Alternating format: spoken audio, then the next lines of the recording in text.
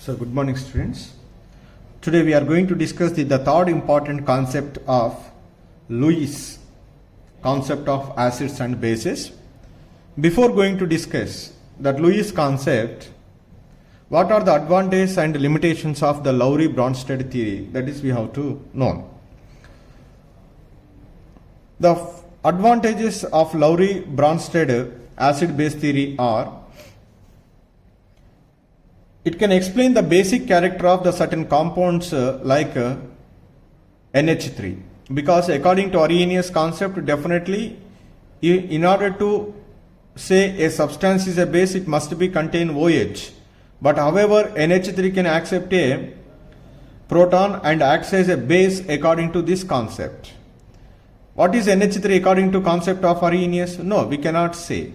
But however, naturally the NH3 acts as a base. How it is acts as a base? That is explained by this Lowry-Bronsted theory. The NH3 is accept a proton, so that's why it is acts as a base. That is the one advantage. In the Arrhenius acid-base theory, so all the substances whichever are acts as acids and bases are neutral molecules. But this concept is not restricted to the neutral molecules. Along with the neutral molecules, the ions are also may act as acids and bases. That means in the reactions, the acids and bases are sometimes both are molecule, sometimes one may be ion, one may be the molecule, and the third sometimes both acid and bases are ions. That is we can also explain with a suitable example in the last class. And the third one, so it is also can be explained all the reactions in aqueous medium only. So these are the three advantages of Lowry-Bronsted theory. So what are the limitations? So the first limitation is, let us take an oxides, acidic oxide and basic oxide. A basic oxide calcium oxide and acidic oxide SO3. These two are reacting together to form CaSO4. Without the solvent, how these two are reacting together, and one is acidic oxide and another one is basic oxide, that is could not explain so by this Lowry-Bronsted concept. And the second one is the BF3, AlCl3, such type of the substances are acts as acids. Generally, according to the concept of Arrhenius or Bronsted, acid means it must be donate the proton, it must give the proton, then only it is said to be an acid. But when we observe this BF3 or AlCl3 molecules, so nowhere the proton is present, the hydrogen is present.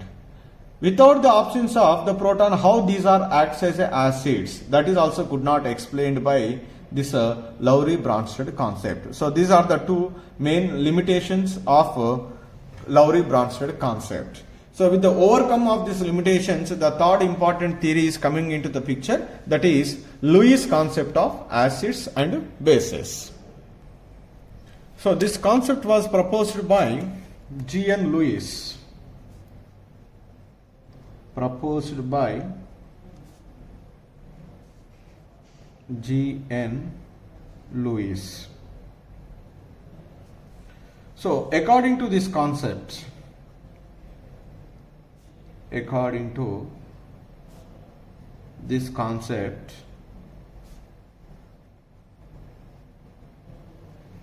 what is a Lewis acid and what is a Lewis base? So an acid is an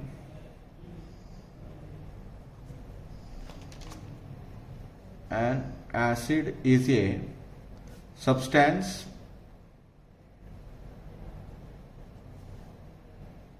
that may be molecule or ion. Molecule or ion, but which can accept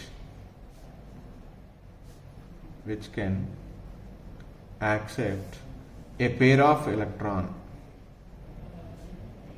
A pair of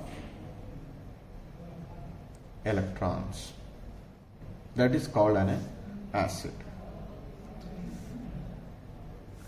A base is a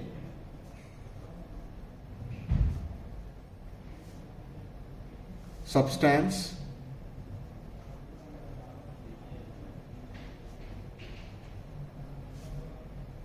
that is also maybe molecule or ion, which can donate a pair of electrons. A pair of electrons. Which can accept a pair of electrons is called an acid. Which can donate a pair of electrons is called a base. Simply, what we write here, acids means electron acceptors. To accept of an electron, it must have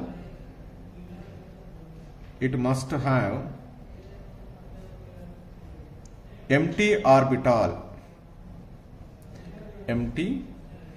orbital to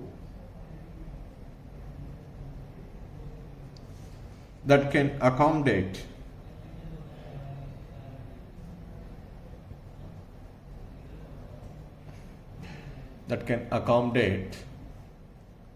a pair of electrons. A pair of electrons. Because to accept an electron, it must have the empty orbital. Then only it can be accept the electron and acts as a acid. So to say the bases, generally bases are electron donors. Electron donors. To donate the electrons, definitely the substance must have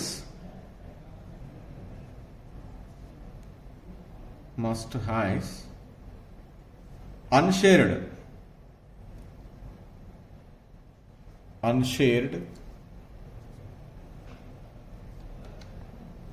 pair of electrons. Then only that can donate a pair of electron, that is acts as a Lewis base. So that means here acid is an electron acceptor, base is an electron donor. That means there is a donation of an electron from which one? Base to acid. Just normally I will write one reaction roughly. A general reaction A, it is an empty orbital. The B, on the B some unshared pair of electron is there. It can be donated to A. So now, which is accept a pair of electron? A. So that A is called an Lewis acid. Which can donate a pair of electron? B. So that it is said to be a Lewis base. When donation of an electron takes place from B to A, that is from Lewis base to Lewis acid, that will be resulted into the formation of which bond is always coordinate covalent bond. A can be donated to, B can be donated to A. So that's why I write the coordinate covalent bond B to A. That means when the electrons are donated from a Lewis base to Lewis acid, these two are connected through which one? Coordinate covalent bond. This is coordinate covalent bond. That is always resulted into formation of a coordinate covalent bond. So this is the definition of acids and Lewis acid and Lewis base. Now what are the Lewis acids and what are the Lewis bases normally? So first let me discuss Lewis bases. Lewis bases. What are Lewis bases? The first one is neutral species having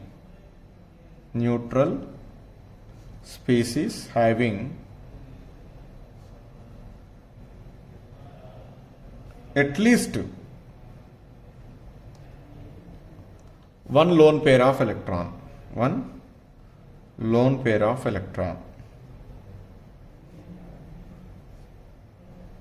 That means the electrons which are not participating in the bond, they are called lone pair of electrons. So those lone pair of electrons are present on that one, they act as a Lewis bases. For example, ammonia molecule is there. On the ammonia molecule on nitrogen one lone pair is present. That's why it is acts as a which one? Lewis base. Alcohol, ROH. On oxygen lone pair is present. That's why it is called as a Lewis base. NH2 is there, like so for example. On the nitrogen, the lone pair is present. If lone pair is present, generally they are acts as a Lewis bases. That is the one. The other one is second one, negatively charged species. Negatively charged species.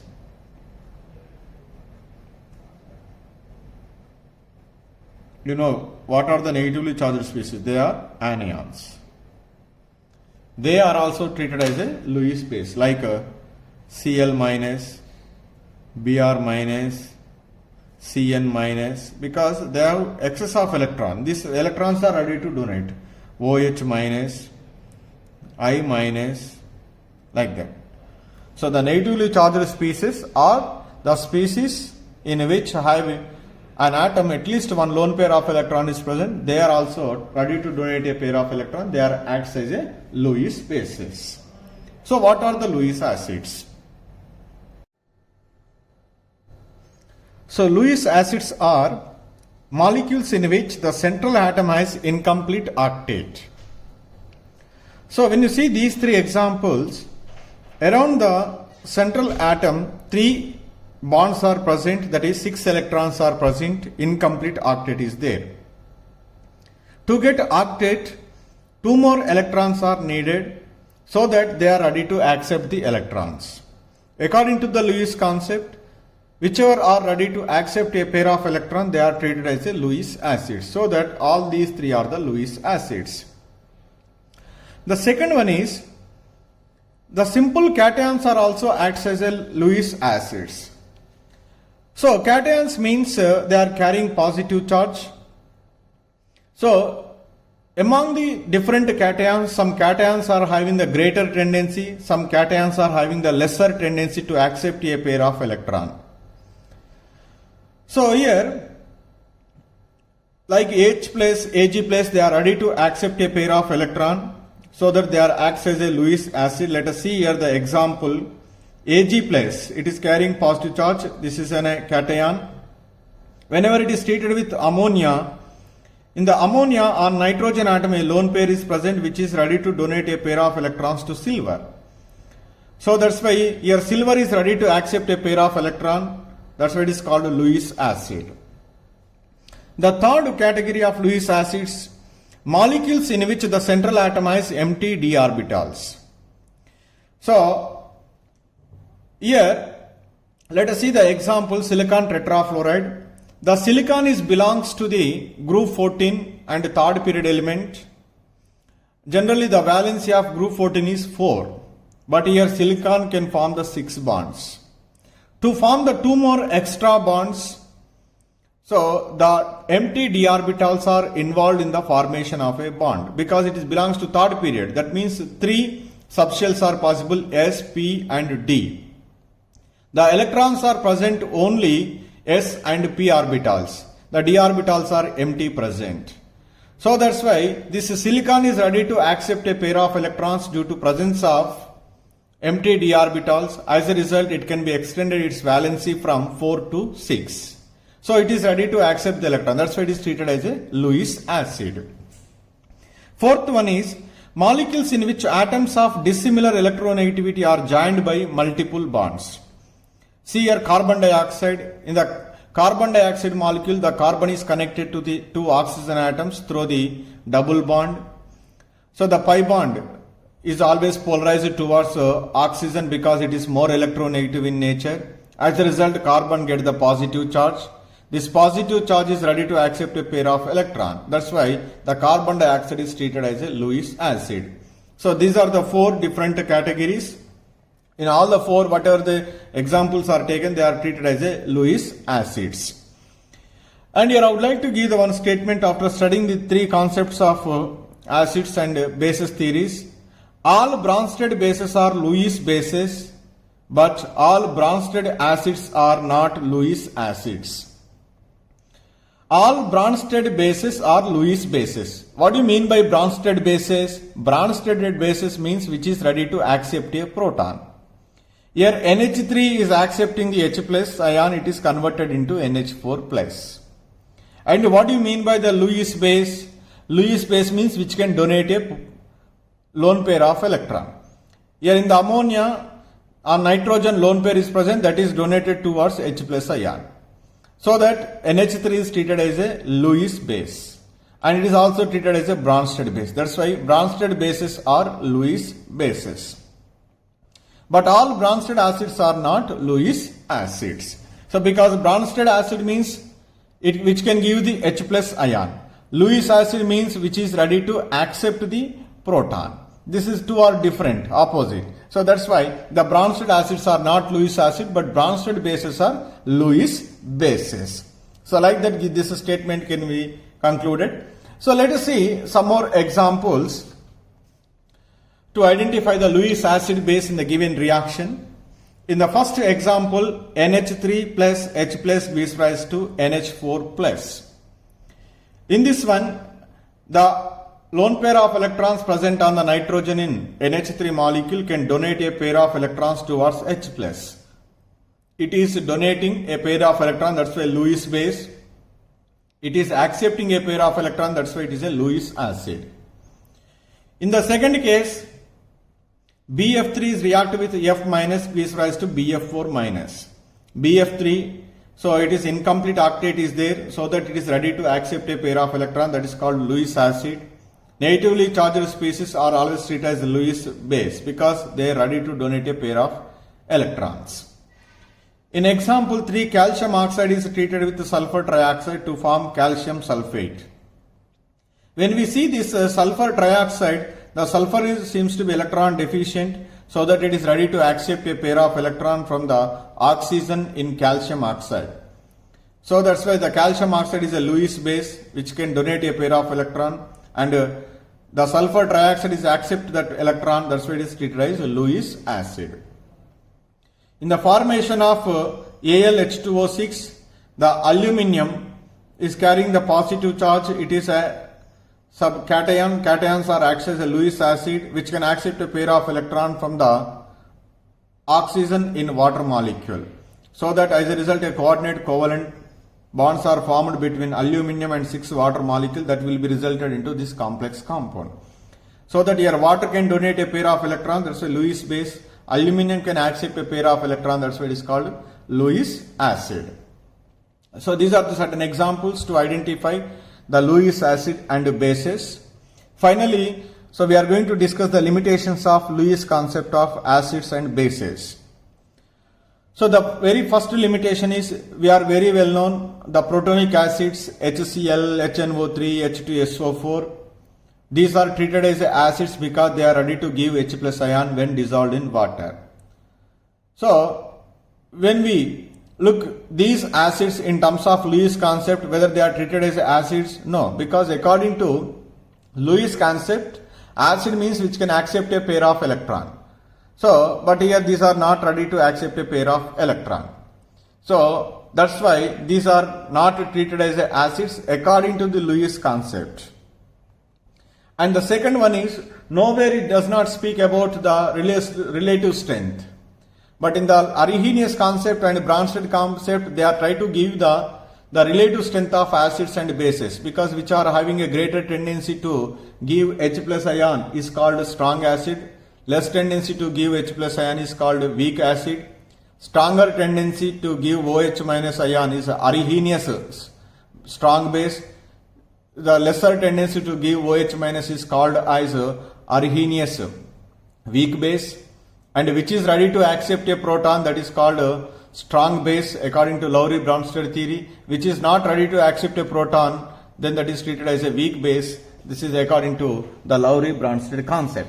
But in this concept, nowhere can they discuss which is strong acid and which is weak acid, which is strong base and which is weak base. That is does not explain. That is another drawback of this Lewis concept of acids and base. Comes to the third one. So generally, whenever an acid and base is reacting together, the neutralization reaction takes place. That neutralization reaction is always takes place very fastly. When you see the Lewis acid and Lewis base combining together to form a compound, but that reaction takes place very slowly. Generally, the acid base reactions are very fast. That's why, so this concept does not fit in the acid base reaction concepts. And the fourth one. So when we observe the most of the chemical reactions, so many acids are acts as a catalyst because of they are giving the H plus ions. That H plus ion is attacking on the reactant molecule, so that the reaction will be takes place very fastly. So since Lewis acid does not contain any H plus ion, that's why the most of the Lewis acid does not act as a catalyst. Like the Lowry-Bronsted acids or Arrhenius acids. Because in the Arrhenius acid they can give the H plus ion. That H plus ion is attacking on the reactant molecule, the reaction is initiated and that takes place very fastly. Again, after the completion of the reaction, again it will finally give H plus ion. But in the Lewis acid means it can accept a pair of electron. But that Lewis acid does not give H plus ion or does not contain H plus ion. So that's why the most of the Lewis acid do not possess the catalytic property. So these are the four limitations of Lewis concept of acids and bases.